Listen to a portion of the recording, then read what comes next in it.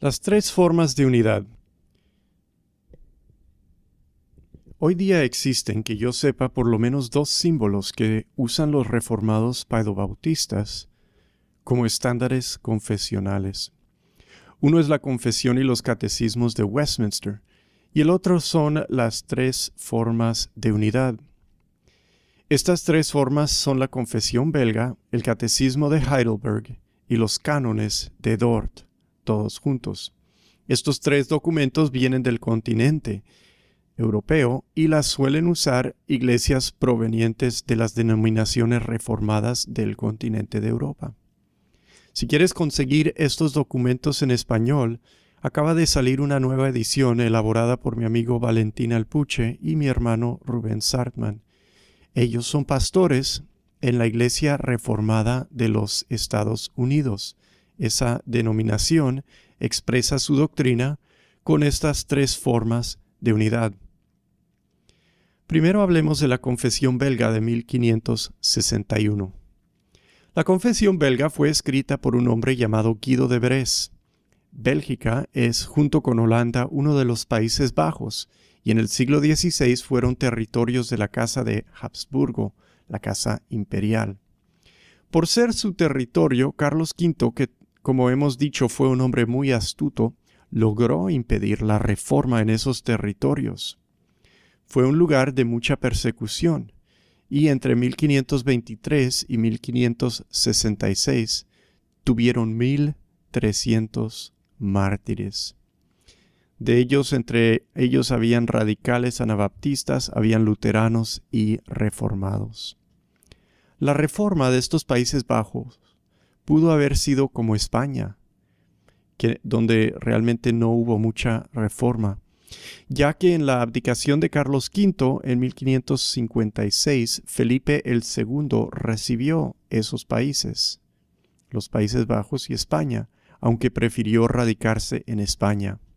Felipe II es el rey que en 1588 mandó la armada a reconquistar a Inglaterra y ponerla bajo catolicismo, la cual fue espectacularmente derrotada. Felipe también manejó sus territorios en los Países Bajos con impuestos pesados y aumentó la persecución. Eso eventualmente precipitó en Holanda una guerra de 80 años, la Guerra de 80 años, en la cual Holanda logró independencia de España al fin en la Paz de Westfalia en 1648. Guido de Bresse nació en 1522 y murió en 1567. Él se convirtió y predicó con denuedo y pronto tuvo que huir de Holanda a Inglaterra. Inglaterra tenía conexiones extensas con Holanda por el comercio, y el comercio siempre difunde ideas. También en otro momento huyó de Bresse a los países reformados del continente, donde no solo había congregaciones de protestantes exiliados de su país, como ya hemos visto con los ingleses, sino también él conoció otros reformadores, además de las congregaciones protestantes, reformadores como lo fue Calvino. La conexión con Calvino es importante porque una de las fuentes principales de la Confesión belga es una confesión que Calvino compuso para los protestantes en Francia, conocida como la Confesión Galicana. De Bresse se apoyó en este documento, fue una de sus principales fuentes, y también mandó revisar la Confesión belga con varios otros teólogos de los Países Bajos y quizás de otros lados, incluyendo Francisco Junius, un importante teólogo quien fue otro estudiante de Calvino. Entonces, la Confesión belga tiene bastante influencia de Calvino. En 1566 comienza la primera fase de la Guerra de 80 años. Se lleva a cabo en dos fases de 80 años con un intervalo de 12 años. Antes de la primera fase, existe en Holanda iconoclasía, que es cuando rompen estatuas e imágenes en las iglesias. Y aunque Guido de Bresse no personalmente perpetuaba esta práctica, no le decía a gente que lo hicieran, él fue arrestado y acusado de ello, y siendo un protestante, pues lo ejecutaron en 1567. Creo que lo ahorcaron. Un resultado de la guerra fue una iglesia establecida en Holanda. Esta guerra de 80 años. El resultado fue que en vez de persecución, pues se establecieron una iglesia establecida protestante.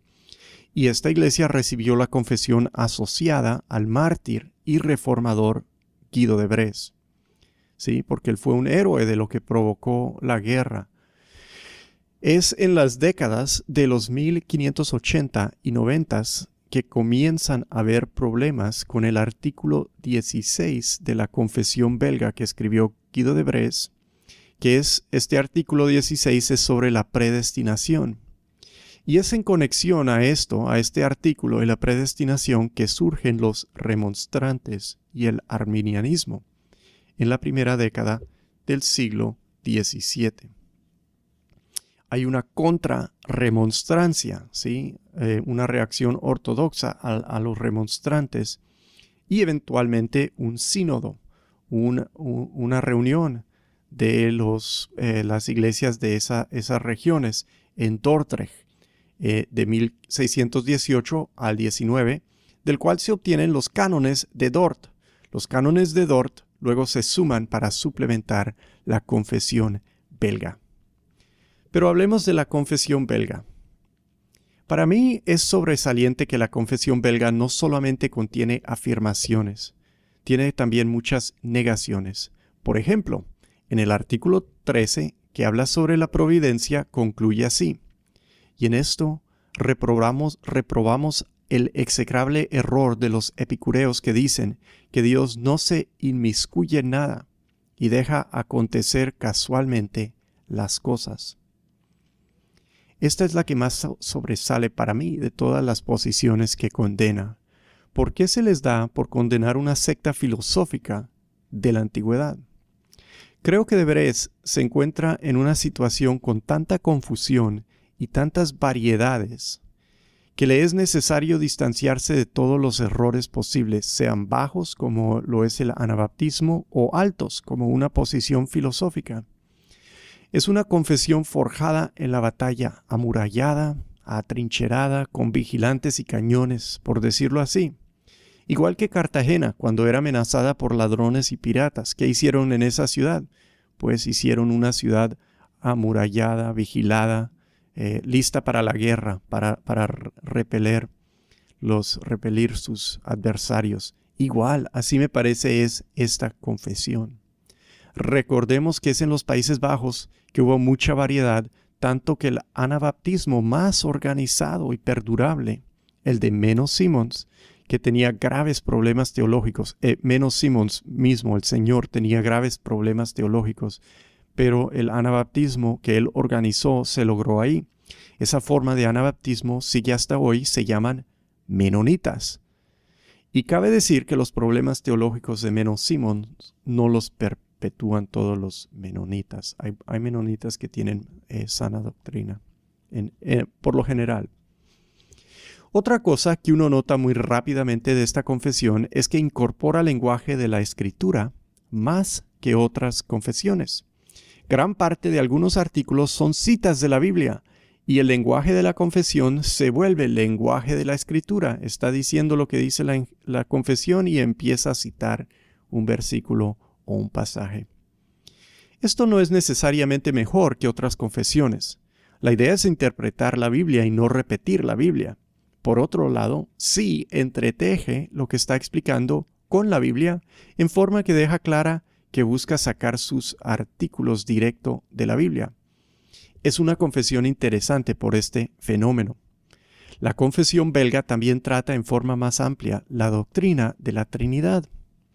La doctrina de la Trinidad es compleja, requiere estudio para tratar, y es fácil que ahí surja error cuando alguien se comienza a apartar. Cuando alguien se comienza a apartar, quiero decir, es fácil que en la doctrina de la Trinidad sea donde surja primero el error, ¿sí? O cuando no tienen un cristianismo no suficientemente robusto, que es lo que encontramos en Holanda y es a lo que se opone, yo creo, Guido de Bresse. Los artículos 8 y 9 tratan la Trinidad, y el noveno es larguísimo, larguísimo. Igual, los artículos 10 y 11 que tratan de Cristo y el Espíritu Santo tienen que ver con la doctrina, obviamente, de la Trinidad también. Entonces son 4 artículos en total y ocupan bastante espacio. Como dije, el artículo 9, que es larguísimo, tiene una pequeña demostración de dónde sacan la doctrina de la Trinidad usando el Antiguo Testamento junto con el Nuevo Testamento. Es inusual que una confesión explique versículos del Antiguo Testamento al exponer esta doctrina, la doctrina de la Trinidad, pero lo hace. Leo un trocito, la conclusión del artículo 9. Esta doctrina de la Santísima Trinidad ha sido siempre sostenida y mantenida en la Iglesia verdadera desde los tiempos de los apóstoles hasta ahora, contra los judíos, maometanos y algunos falsos cristianos y herejes como Marción, Manes, Praxias, Sabelio, Samosato, Arrio y otros semejantes, los cuales fueron justamente condenados por los santos padres. Por lo tanto, con respecto a este punto, aceptamos gustosamente los 3 sumarios de fe, a saber, el de los apóstoles, el de Nicea y el de Atanasio, así como también lo que fue resuelto por los antiguos en conformidad con estos sumarios. Ahí se aparta de todos los herejes tradicionales y apoya la confesión, los credos que conocemos, uniéndose así a la tradición de la Iglesia de todas las edades en cuanto a la Trinidad. Quiero concluir esta breve descripción de la confesión belga leyendo el excelente artículo 22 que habla de la justificación. Dice: nosotros que creemos que para obtener el verdadero conocimiento de este gran misterio, el Espíritu Santo enciende en nuestros corazones una fe sincera que acepta a Jesucristo con todos sus méritos, se lo apropia y no busca nada más aparte de Él, porque es necesario que todas las cosas que se requieren para nuestra salvación se encuentren en Jesucristo, de tal modo que si todas las cosas se encuentran en Él, aquellos que poseen a Cristo Jesús por medio de la fe tengan salvación completa en Él. Por tanto, para cualquiera que afirme que Cristo no es suficiente Salvador, sino que se requiere algo más aparte de Él, estaría afirmando una repugnante blasfemia, ya que esto significaría que Cristo sería solamente un Salvador a medias. Por tanto, justamente decimos con Pablo que somos justificados por la fe sin las obras de la ley. Sin embargo, para hablar con más claridad, no queremos decir que la fe misma es la que nos justifica, ya que es solamente un instrumento por la cual aceptamos a Cristo como nuestra justicia, sino que Jesucristo al imputarnos todos sus méritos y tantísimas obras santas que ha hecho para nosotros en nuestro lugar, Jesucristo es nuestra justicia. Y la fe es un instrumento que nos mantiene en comunión con Él en todos sus beneficios, los cuales al llegar a ser nuestros son más que suficientes para absolvernos de nuestros pecados. Es por la forma tan debida y precisa que habla de esta doctrina que valoramos aún estas antiguas confesiones. ¿Quién podría mejorar ese párrafo? No sé por qué, pero las traducciones de esta confesión que uno halla en el Internet suelen ser pésimas. Cuidado si las buscan. No juzguen el documento a base de una mala traducción, especialmente el artículo 22 es mal traducido en muchos lugares del Internet. Entonces, ojo con eso. Sigamos con los cánones de Dort, que se usan junto con la confesión belga en las 3 formas de unión. Hablemos un poco de la historia de estos cánones. Jacobo Arminio estudió con Teodoro Beza y después fue ordenado como ministro en Ámsterdam en 1588. En 1589, por alguna razón, le pidieron a él que defendiera la teología de Beza, supongo porque estudió con él. Beza creía tanto en la elección como la reprobación, que Dios elegía a algunos a salvación e igual elegía a algunos a condenación. es decir, que Dios escoge unos para vida y otros para muerte. Y a Arminio se le hizo complicado defender a Beza. Lo que hizo es dejar de usar idioma preciso de la ortodoxia reformada y desarrolló una forma de explicar la justicia de Dios que ubicaba la responsabilidad de la salvación no en Dios, sino en el hombre. Eso fue una novedad. En 1603 pusieron a Arminio como profesor de teología en la Universidad de Leiden, y es donde entró en controversia con otro profesor que ya estaba, Francisco Gomaro. Gomaro acusó a Arminio de ser un pelagiano. Arminio acusó a Gomaro de ser un maniqueo. Y así se pelearon. En 1608, Arminio publicó por fin una declaración clara de su posición pública y considerada del arminianismo.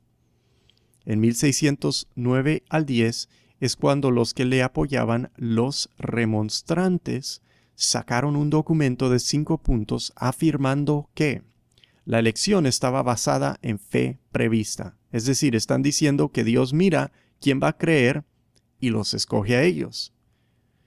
Ellos también afirmaron que la expiación fue universal, es decir, negaron que Cristo murió solo por los escogidos, dijeron Cristo murió por todos, todo mundo. Ellos también dijeron que la depravación del ser humano es parcial y que no es total. También dijeron la gracia de Dios es resistible, es decir, Dios opera en su gracia, pero el ser humano puede decir no gracias. Y en quinto lugar, el quinto punto es la posibilidad de una caída de la gracia. Es decir, los remonstrantes decían que se podía dejar de ser un creyente, y esa era su doctrina.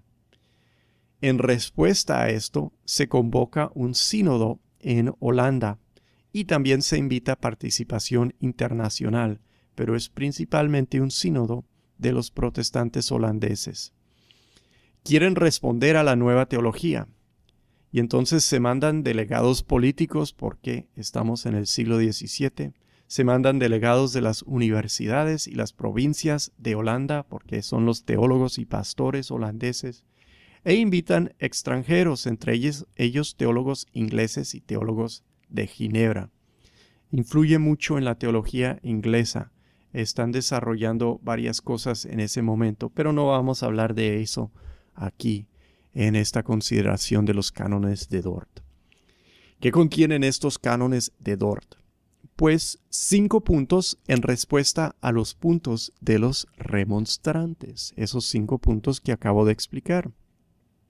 Así que dijimos que los remonstrantes decían que la elección estaba basada en fe prevista, que Dios miraba y veía quién iba a creer y los escogía. Eso decían los remonstrantes.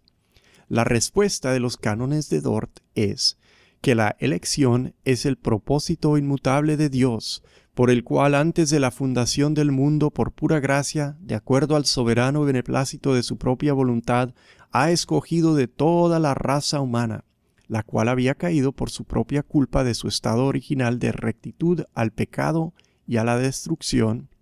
Dios ha escogido de toda la raza humana un cierto número de personas para la redención en Cristo, a quien designó desde la eternidad como el mediador y cabeza de los elegidos, y el fundamento de la salvación. Este número de elegidos, aunque por naturaleza no son mejores ni merecen más que los otros, sino que con ellos están involucrados en una miseria común, Dios ha decretado entregarlos a Cristo para que los salve, y ha decretado llamarlos eficazmente y llevarlos hacia su comunión por medio de su palabra y espíritu.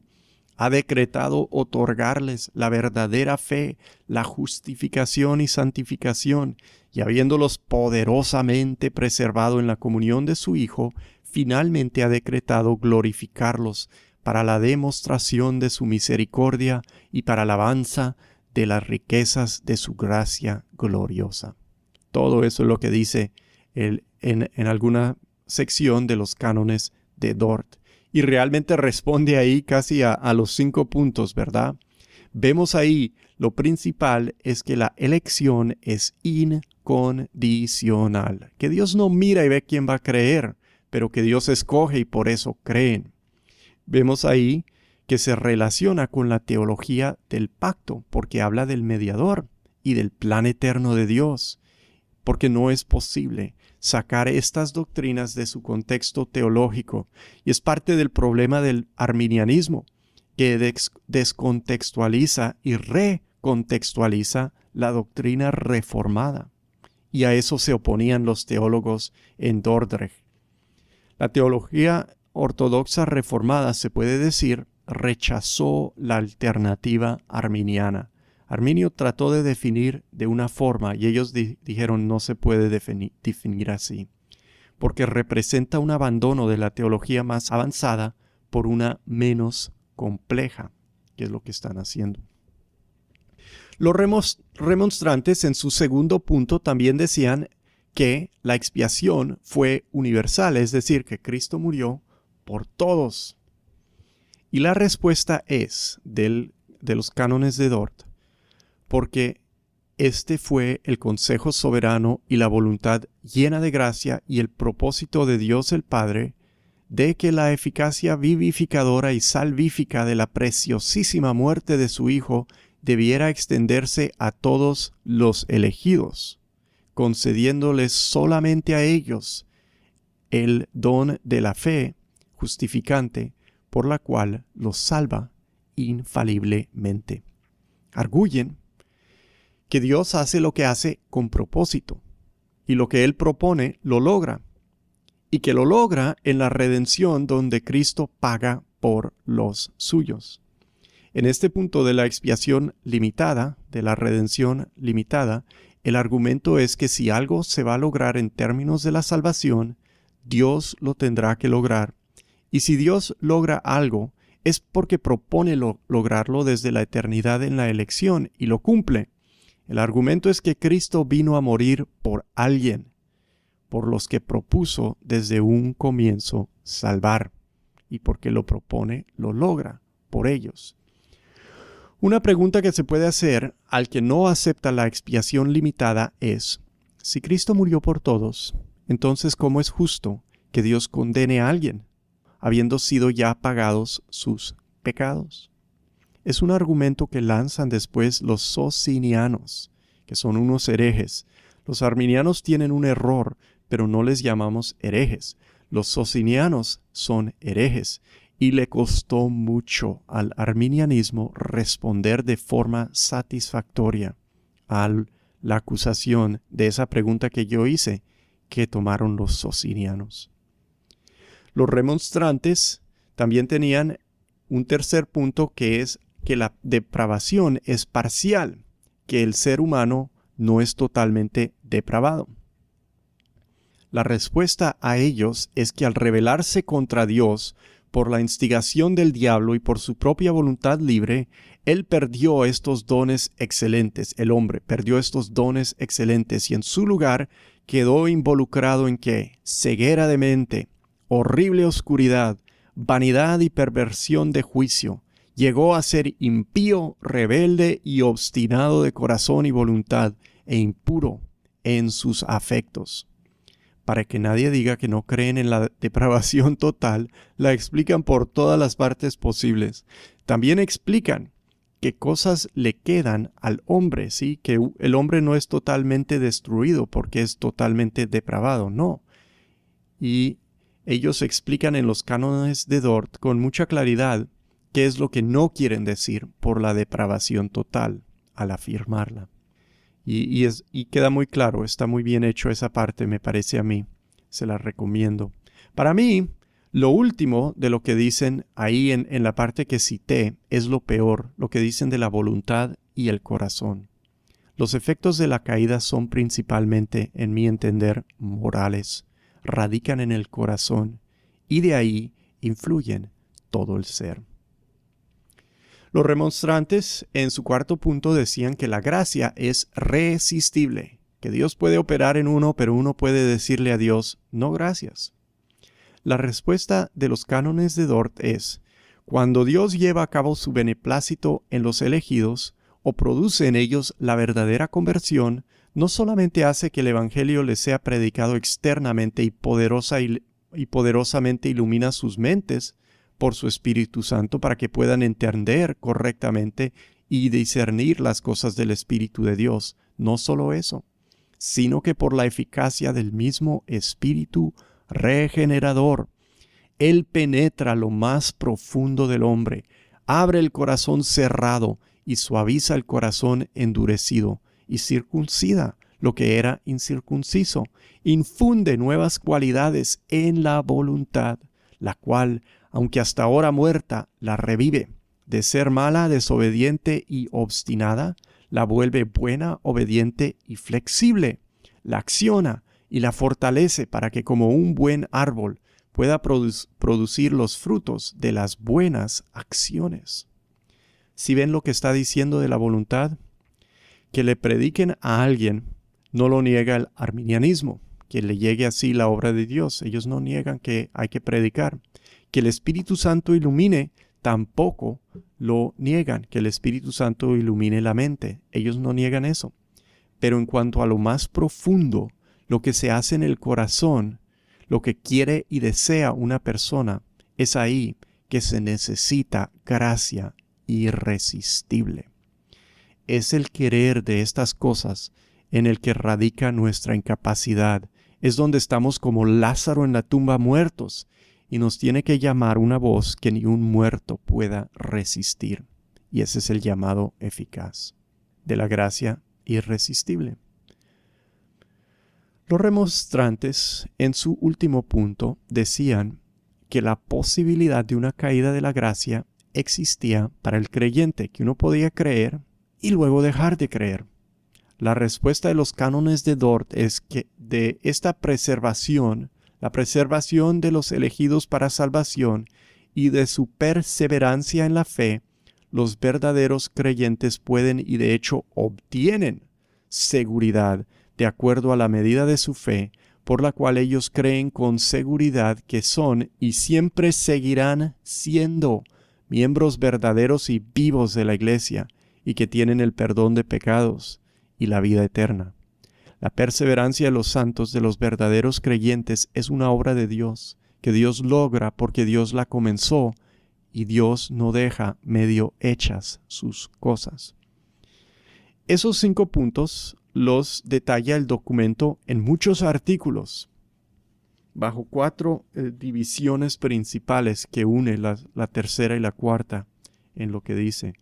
Y también incluye unos artículos más negativos, unos que deliberadamente no son para afirmar, sino para negar lo que dicen los remonstrantes. Es decir, en los cánones de Dort, tú puedes hallar un detallado argumento que explica las doctrinas de la gracia en forma sistemática. También puedes hallar algo que hace conexiones con las enseñanzas bíblicas que apoyan ese sistema. Y además, los cánones de Dort te ayudan a entender las debilidades del sentido opuesto, que sigue siendo, el arminianismo sigue siendo lastimosamente demasiado común en el cristianismo actual. Bueno, por último, miremos brevemente el tercer documento de las 3 formas de unidad, el Catecismo de Heidelberg. Si la Confesión Belga es un documento lleno de lucha por su contexto, y si los cánones de Dort son una fuerte respuesta a una teología novedosa, el Catecismo de Heidelberg es uno de los más bellos y pastorales documentos que jamás se ha logrado. No es un documento tan peleonero. Supongo que se adjuntan estos 3 documentos para que se complementen y se completen.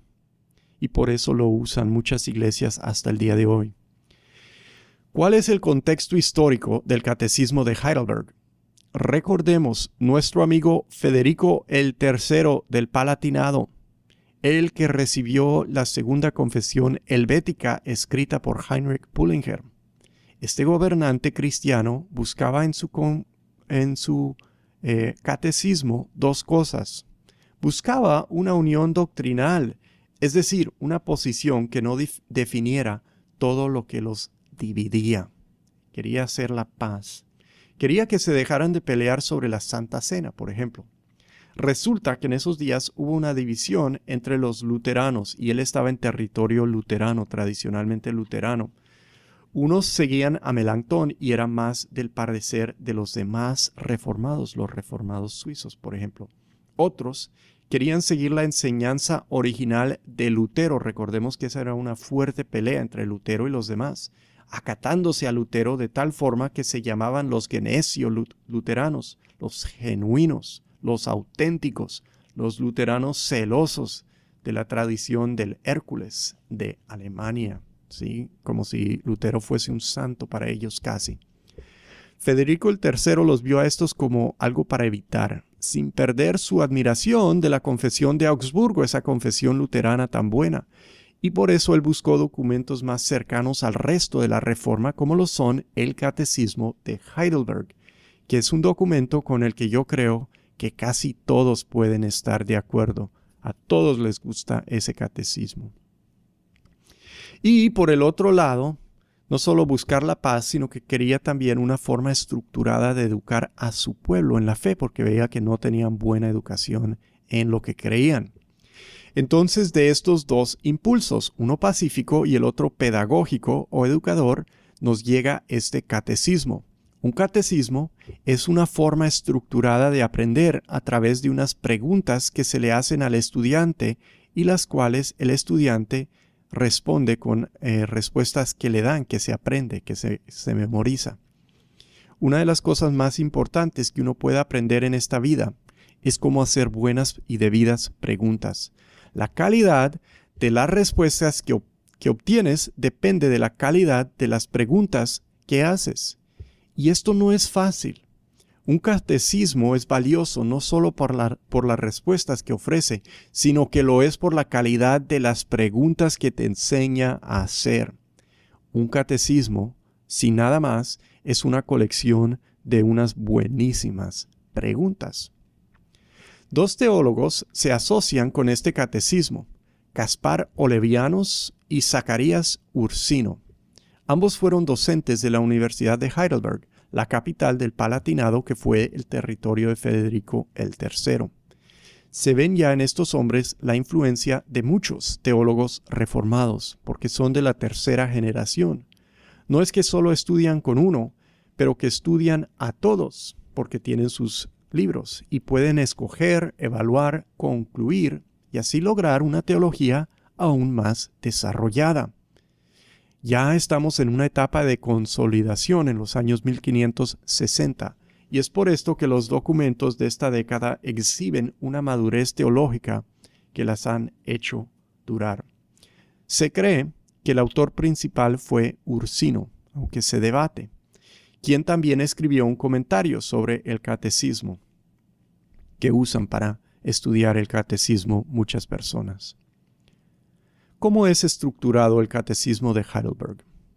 En primer lugar, podemos ver una estructura de 3 partes. Hay una introducción con la maravillosa primera pregunta que todos conocen. Y la segunda pregunta nos da la estructura del resto del documento. Esta es la segunda pregunta.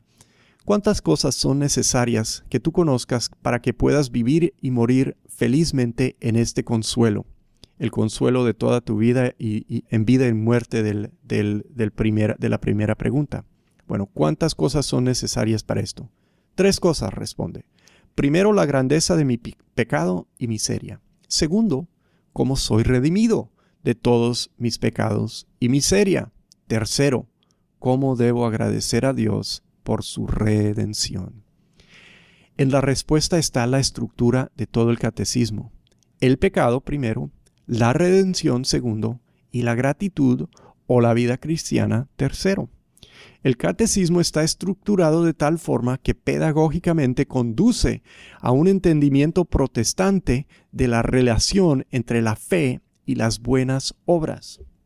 Una pregunta muy importante, una relación que toca entender bien. Esto se debe a que la Reforma desarrolló la teología de la salvación en cuanto a la justificación y por eso es una teología, por ser desarrollada de lo que antes no estaba desarrollada, es una teología más compleja. Por ser compleja, requiere más pedagogía, más enseñanza cuidadosa para captar y para retener.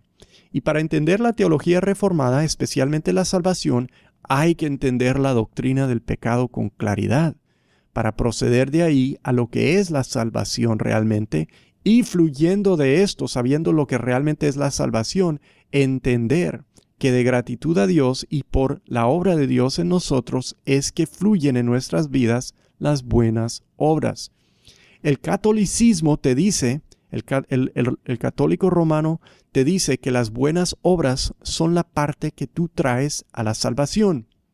El protestantismo no dice así, sino que dice que las buenas obras son la evidencia de la obra de Dios en tu vida y son el fruto de la justificación y no son la base de tu justificación. Y es por eso que tienen que explicar todo eso con cuidado y con detalle, y el Catecismo de Heidelberg te ayudará a ti y te ayudará a enseñar eso a tus hijos, a tu congregación, a la gente que conozcas que está luchando con esa relación.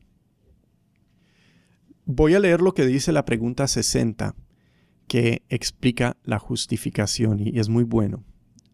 Pregunta así: ¿cómo eres justo delante de Dios? Y responde así: solamente por la verdadera fe en Jesucristo. Es decir, aunque mi conciencia me acusa de lo que he pecado gravemente en contra de todos los mandamientos de Dios y nunca he guardado ninguno de ellos y siempre estoy inclinado a todo mal, no obstante, Dios, sin ningún mérito mío, por pura gracia, me otorga e imputa la perfecta satisfacción, justicia y santidad de Cristo, como si yo nunca hubiera cometido ni tenido ningún pecado, y como si yo mismo hubiese cumplido toda la obediencia que Cristo ha cumplido por mí, si tan solo acepto tal beneficio con un corazón creyente. Ahí vemos la importancia de hablar del pecado para entender la salvación, ¿verdad? También, en cuanto a la estructura del catecismo, podemos decir que está dividido en 52 partes. Una tradición de las iglesias que usan estos documentos como su confesión es que tienen predicación según el plan del catecismo. Predican los temas que toca el catecismo para así poder dar enseñanza más amplia sobre todo lo que aprenden ahí y darles substancia exegética a toda esta teología, exponiendo sus bases bíblicas en una forma más amplia. Así que tienen una parte del catecismo que corresponde a cada semana del año, y en los cultos de la tarde o en la escuela dominical, estas iglesias tocan la parte del catecismo que es de ese domingo. Esto es muy útil y sirve como guía para cualquiera, estas divisiones en 52 partes, para cualquiera que con tranquilidad quiera leer este documento domingo por domingo para conocerlo. O se puede usar para enseñar a los niños, dándoles la parte correspondiente para que se lo graben por la semana y lo presenten, por ejemplo, en la escuela dominical o haciéndolo en el hogar, como devocional. El niño o el adulto, porque no es simplemente un documento para niños, sino que Federico el III lo mandó a hacer para enseñar a todo su pueblo. La persona que se aprenda estas preguntas y respuestas va a tener muy sana teología memorizada. Notemos por último la forma en que se expresa este documento. No siempre habla en singular. A veces habla como las demás confesiones en plural. Dice nosotros creemos, pero sí tiene momentos en los cuales habla en singular. Yo creo. Esto le da un sentido más íntimo, un calor que es muy protestante. Estas son cosas del corazón, cosas que un individual presentándose ante Dios debe creer. No existe para mí en toda la literatura teológica un párrafo más bello que aquel con el que comienza este catecismo. Cuando pregunta cuál es tu único consuelo tanto en la vida como en la muerte, mira cómo lo dice, en términos de consuelo por la miseria del pecado. en esta dura vida de pecado, miseria y sufrimiento, ¿cuál es el único y verdadero consuelo? ¿Qué realmente te puede consolar? Esto no lo dicen cristianos de religión ligera, ni de gracia barata. Lo dice la experiencia de la lucha, de la reforma, gente perseguida, sin garantías de seguridad muchas veces, que sufrieron por Cristo. Ese también es el valor de un documento así. ¿Cuál es tu único consuelo en vida y muerte? Responde que yo con cuerpo y alma, tanto en la vida como en la muerte, no soy dueño de mi vida. No soy dueño de mi vida, sino que pertenezco a mi fiel Salvador Jesucristo, quien con su preciosa sangre ha satisfecho completamente por todos mis pecados y me ha redimido de todo el poder del diablo y me preserva de tal manera que sin la voluntad de mi Padre Celestial ni siquiera un solo cabello de mi cabeza puede caer. Antes bien, todas las cosas tienen que funcionar conjuntamente para mi salvación. Por esa razón, por su Espíritu Santo, Él también me asegura la vida eterna y me dispone y prepara de todo corazón para vivir de ahora en adelante para Él.